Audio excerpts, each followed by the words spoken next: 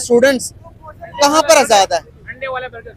कहाँ ज्यादा स्टूडेंट्स को मतलब कि फैसिलिटीज प्रोवाइड की जाती है, पाकिस्तान, बांग्लादेश या फिर हिंदुस्तान? आई थिंक इंडिया में ज़्यादा फैसिलिटीज़ हैं क्योंकि वहाँ पे जो इन्वायरमेंट स्टूडेंट्स को मिलता है यूनिवर्सिटीज़ में, वहाँ की गवर्नमेंट जो उनको देती है। तो इंडिया में भी जो है वो काफ़ी आज़ादी है स्टूडेंट्स को, ठीक है।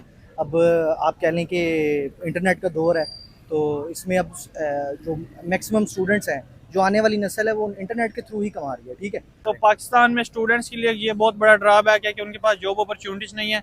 अगर हम देखें, एक स्टूडेंट है, उसके पेरेंट्स इधर हैं, उसके सिबलिंग्स इधर हैं, उसके रिश्तेदार इधर हैं, वो क्यों छोड़ के यूके जाएगा या इंग्लैंड जाएगा, अमेरिका जाएगा, जब उसको सारी फैसिलिटीज पाकिस्तान में मिलेंगी। ले जाएंगे, बिल्कुल। अपने घर वालों से कोई दूर नहीं होना चाहता इस दुनिया में।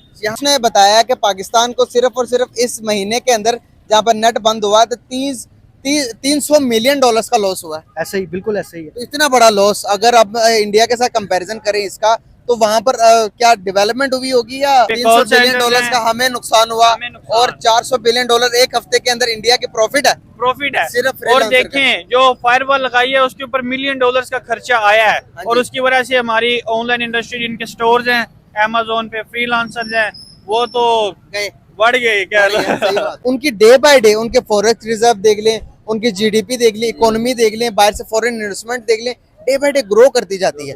तो इसका क्रेडिट आप स्टूडेंट को देंगे या गवर्नमेंट को देंगे या इंडियन सबको देंगे? है ना, इंडिया की जो सबसे बेसिक चीज़ जो है ना, वो उनकी आपस में यूनिटी बहुत अच्छी है। फिर उनका जो एक मोटिव है ना, उनका जो एक मोटिव है कि हमने अपने मुल्क को तरक्की पर लेकर जाना और लेके भी जा रहे हैं, और वो लेकर जा रहे हैं। उसमें भाईजान बात करने का पर्पस ये है कि अभी क्या लगता है कि कौन से स्टूडेंट्स को, कौन से मुल्क में स्टूडेंट्स को ज्यादा फ्रीडम दिया जाता है, कहाँ पर आज़ादी ज्यादा? पाकिस्तान, इंडिया, बांग्लादेश, इन तीनों मुल्कों के अगर कंपैरिजन करें तो एक ही थे ना पहले, तो कहाँ पर ज्यादा आज़ादी और कहाँ पर ज्यादा तरक्की हो रही है इस टाइम? अभी रिसेंटली देखा जाए तो बांग्लादेश में जैसे जो वाक़या हुआ है, ठीक है, जो चीज़ें हुई हैं, यूथियों ने किस तरह से वो चीज़ों को लेके चले हैं, तो सबसे पहले तो बांग्लादेश में देखा जाए तो यूथियों को काफ़ी आज़ादी है, ठीक है।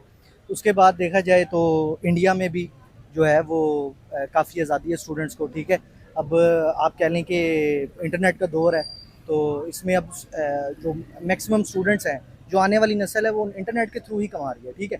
अब आप अगर उसको हमारे साथ कंपेयर करते हैं, पाकिस्तान के साथ कंपेयर करते हैं, तो आप कह लें कि यहाँ पे तो तकरीबन 1.5 महीने हो गए कि इंटरनेट स्लो हो गया है। उससे फ्रीलांसर्स को बहुत ज़्यादा नुकसान हुआ है। राइटर्स, ये एक बहुत बड़ी न्यूज़ एजेंसी है, उसने बताया कि पाकिस्तान को सिर्फ और सिर्फ इस महीने के अंदर जहाँ पर नेट बंद हुआ तो 300 मिलियन डॉलर्स का लॉस हुआ है। ऐसा ही, बिल्कुल ऐसा ही है। तो इतना बड़ा लॉस अगर आप इंडिया के साथ कंपैरिजन करें इसका, तो वहां पर क्या 300 बिलियन का एस्टिमेटेड नुकसान हुआ है। और जो आईटी मिनिस्टर है वो कह रही है जी वीपीएन ज्यादा यूज हुए हैं, उसकी वजह से ना वो इंटरनेट की डिस्ट्रप्शन आ गई।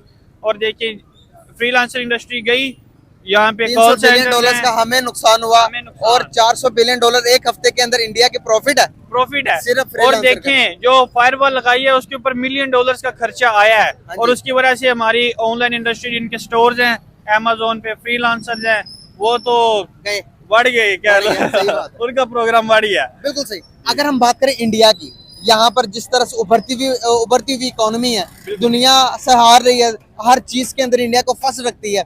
मलेशिया के प्राइम मिनिस्टर भी इंडिया गए, उसके बाद मुस्लिम कंट्री जितने भी हैं, मिडिल ईस्ट सारा भी इंडिया की तरफ ज्यादा अपना रुझान दिखाता है, अपना बताता कि भाई मेरा दोस्त है। मिडिल ईस्ट भी कहता है इंडिया मेरा दोस्त है। क्यों ये सब कुछ हमारी तरफ ध्यान क्यों? मुसलमान मुल्क कहते हैं हम तो। जो है ना, इंडिया की जो सबसे बेसिक चीज़ जो है ना, वो उनकी आपस में यूनिटी बहुत अच्छी है। फिर उनका जो एक मोटिव है ना, उनका जो एक मोटिव है कि हमने अपने मुल्क को तरक्की पर लेकर जाना और लेके भी जा रहे हैं, और वो लेकर जा रहे हैं। उसमें करप्शन तो हर जगह होती है, सही बात है, मगर वो अपने मुल्क के साथ सगे हैं। हमारे जितने भी जो पॉलिटिशियंस हैं, हमारे रियासती इदारों के बड़े बड़े हैं, वो आउट ऑफ कंट्री में चले जाते हैं। पाकिस्तान, अब देखें ना, हमारे जनरल मुशर्रफ साहब थे, ठीक है, उनका एक कारनामा जो एक वो ऑपरेशन ज़र्ब-ए-आज़म था, बड़ा एक अच्छा कारनामा था। मगर क्या आपने पाकिस्तान को इतना महफूज नहीं बनाया कि आप पाकिस्तान में नहीं रह सकते? एग्जैक्टली, इतना महफूज तो होना चाहिए ना। बिल्कुल सही। आप हजरत उमर फारूक की मिसाल लगाएं कि जब वो एक दरख्त के नीचे एक पत्थर के ऊपर सर रख के लेटे हुए हैं, कोई सिक्योरिटी नहीं है, कोई ऐसी चीज़ नहीं है। तो हमें जब तक अपनी कंट्री को इस तरह नहीं बनाएंगे, तो हमने क्या, और जितने भी मैंने आपको पहले एक चीज़ बताई कि जितने भी हमारे पॉलिटिशियंस हैं, इनसे हमें कोई उम्मीद नहीं है।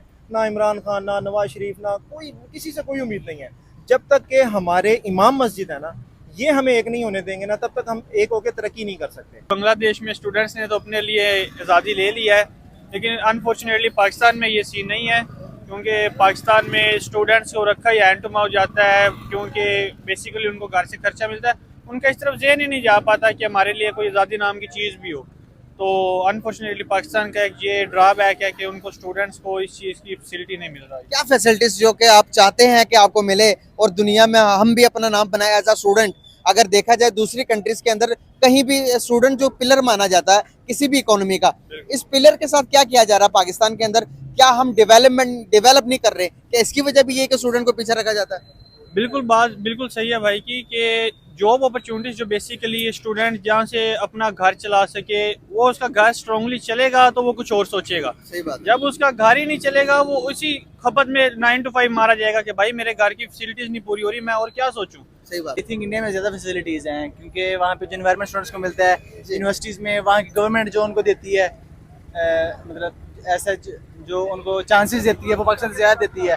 अब जैसे आपके सामने पाकिस्तान में जो लॉकडाउन हुआ है इंटरनेट का, वो उसे तकरीबन $300 मिलियन का पाकिस्तान को नुकसान हुआ है। और यही वहाँ पे अगर देखें हम तो उनको जो उनकी ग्रोथ है, उनको 400 मिलियन का एक हफ्ते के अंदर 400 मिलियन का जो है उनको फायदा हुआ है। तो यही अगर पाकिस्तान में चांसेस मिले स्टूडेंट्स को बेसिकली, तो ना वो बाहर जाएं और ना ही जो है वो मतलब कह सकते हैं कि इतने बेरोजगार हो यहाँ पे स्टूडेंट्स। वहाँ पे जैसे शार्क टैंक के बड़ा सा स्टार्टअप लिया है उन्होंने, तो अगर वही जो है वो यहाँ स्टूडेंट्स को मिले तो आई डोंट थिंक स्टूडेंट्स कभी बाहर जाए पाकिस्तान। 80% हिस्सा है उनके फ्रीलांसर्स हैं। जैसे पाकिस्तान में फ्रीलांसर्स हैं, वो आईटी है उनकी, आईटी है, हाँ उनकी आईटी हमसे 100 गुना बेहतर है, बहुत बेहतर है। जो मेन वजह उनकी ग्रोथ की है। तो भाई 400 से 500 बिलियन डॉलर्स वो कमाते हैं आईटी से बिल्कुल ऐसे ही। और हमारी जीडीपी अगर हम उनसे कंपेयर करें तो उनके हाफ भी नहीं है। हाफ भी नहीं है।